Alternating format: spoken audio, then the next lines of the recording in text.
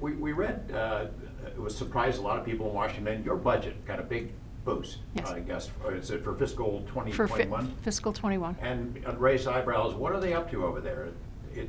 Guessing that it was going to be a new round of nuclear weapons or a modernized stockpile. What's going on that front? Well, thank you for asking that because it is important. We have asked for a lift of approximately 25% for our fiscal year 21 request through the President's budget request. Most of that money is to maintain and to modernize our infrastructure. It's sorely needed. Many of the facilities, more than 40% of our facilities are more than 50 years old. And so when you think about that, we're working in Manhattan Project facilities in order to contribute to our nation's nuclear security by maintaining our nuclear weapons stockpile. And so what we need to do is we need to modernize our infrastructure. It's incredibly important to make sure we have state-of-the-art facilities in order to maintain our nuclear weapons stockpile and, in effect, our deterrent. So we've asked for an uplift to modernize our infrastructure, to hire the next generation of our workforce.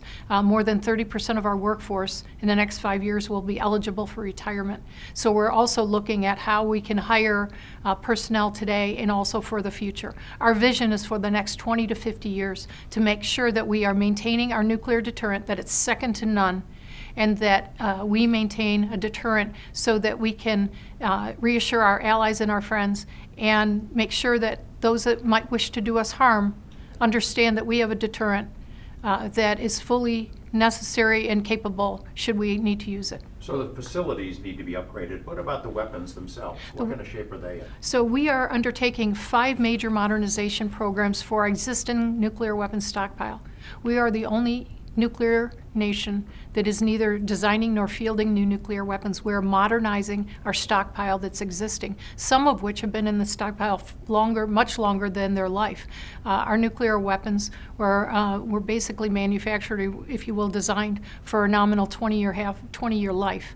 We are now designing those so that we life extend them to keep in the stockpile to, in some cases, to 70 years. And that's a tribute to the scientific prowess of our national laboratories, our production sites, and here at the Nevada National Security Site, which is where we do a lot of the work to maintain our stockpile through subcritical experiments and other critical national security missions that can only be conducted here at the NNSS. NNSS, you don't have to sell me. We think it's a terrific resource. It's a great place. Any day out there is a great day.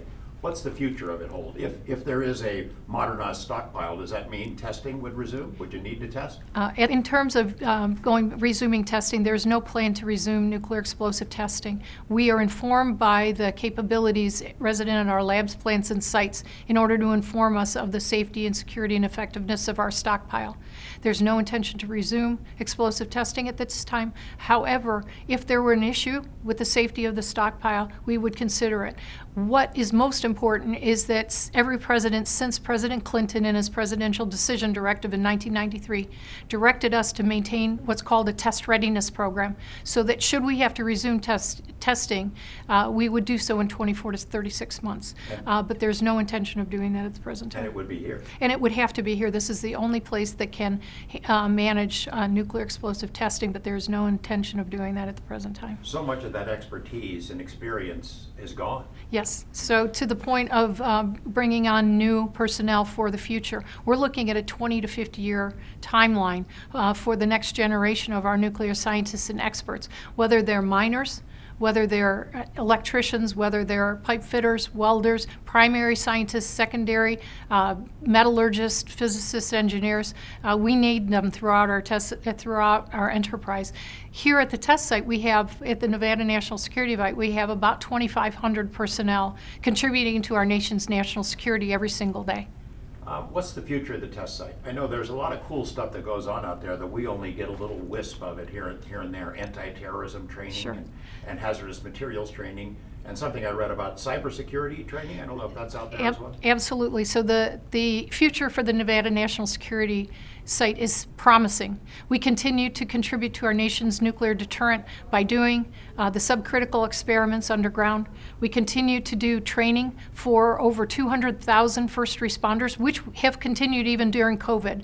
So we're training the nation's first responders to work with radioactive materials at the test site, something that we can only do at the Nevada National Security Site. We've got cyber training, we've got other training going on. We're working with other government agencies. The Nevada National Security Site is one of the crown jewels of our enterprise, and it's important for us to maintain a capability here at the Nevada National Security Site to be able to promote deterrence as well as support elements like counterterrorism, counterproliferation, and emergency response. I just was wondering with the budget that was going up, whether some of that ends up in Absolutely. Nevada. Some of the budget, in fact, is to inform us on that state-of-the-art equipment for additional subcritical experiments. The state-of-the-art equipment that we're going to be putting down hole in the UNA tunnel that will be ready, hopefully, we're planning for 2026.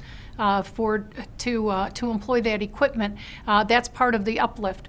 We've continued mining operations at UNA at the Nevada National Security Site. So we're going to be contributing to that. So part of the uplift in our budget will come right here to the state of Nevada.